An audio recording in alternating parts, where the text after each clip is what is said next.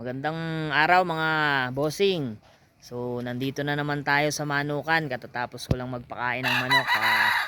Mamaya nga pala mga boss, papakita ko sa inyo yung mga iilan kong nakatali dito. Sari-sari may stag. Ayan sila. So karamihan dito pala mga stag. Mga bagong huli pa lang. Yung iba nakagala pa nga. Kasi sa kabilang bahay ko nire-ready yung mga kak na panlaban. So ito yung isa. Hento, bali kargado siya ng Peruvian, kaya siya mukhang heni. Yan. Yan siya. Yung isa doon is Tony Lizares White, hindi pa nakagagamit. Mga pinatatapos maglugon. Yan. Ito naman ay gray. Bali red fox hatch. Gray. Stag lang din. Ito yung isa, golden boy. Ito yung mga kauhuli pa lang, kaya mailap pa. Hindi pa nga halos lumalaban. Yan.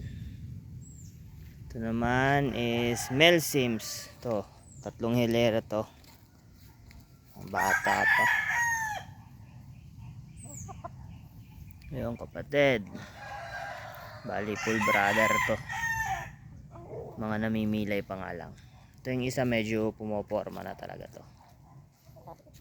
Early maturing. Dadalawa lang yata yung kak dito. Ito yung isa. Raptor sweater.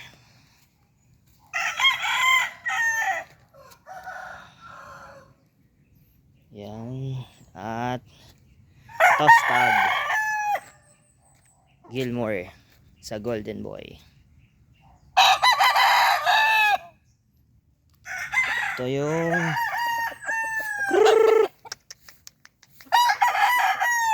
golden boy sa yellow-legged hatch. At ito yung isa. Ito kakto. Going 3 years old. Possum sweater. Ito, candidate to sa ihahanda. Pag may schedule, baka pwedeng ipasok. Siya.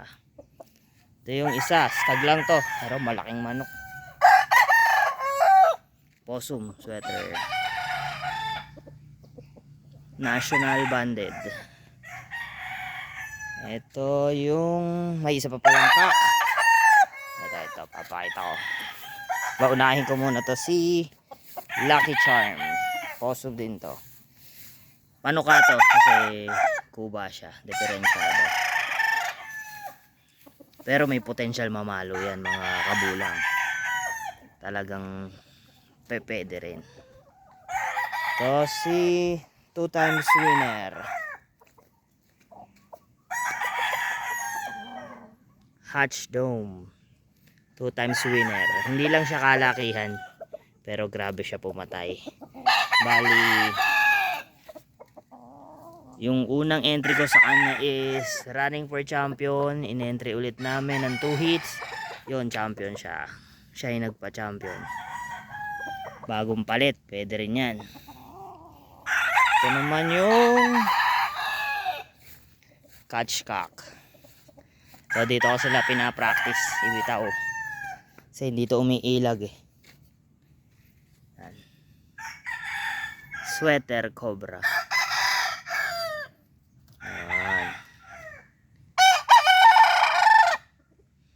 Yan lang kabulang. Yun, stag din, reject, paling ang buntot. Yun lang. Yung ibang manok ko nandun sa tapat ng bahay, dun kasi ako naghahanda ng manok para matutukan masyado. Dito kasi medyo malayo-layo sa bahay namin to, kaya yan, pakita ko lang sa inyo yung manukan. Makaraos lang yung bisyo natin sa manok o yung hilig natin sa manok. Kahit hindi kalakihan po pwede na, basta may talian lang. Yan, hanggang dun pala yan sa baba. Kaso mga nakatali dun yung mga inahin na mga pinalugon. Ito nga pala, meron pa pala dito mga nakagala. Mga 3x3. To nagkahalak. Male Sims din yan. Kaso nagkahalak kaya pinagamot ko muna. Pero medyo okay na siya. Yun lang. Bali, sige mga kabulang, update ulit ako sa ibang manok. Pinasilip ko lang sa inyo yung munti kong manukan. Salamat.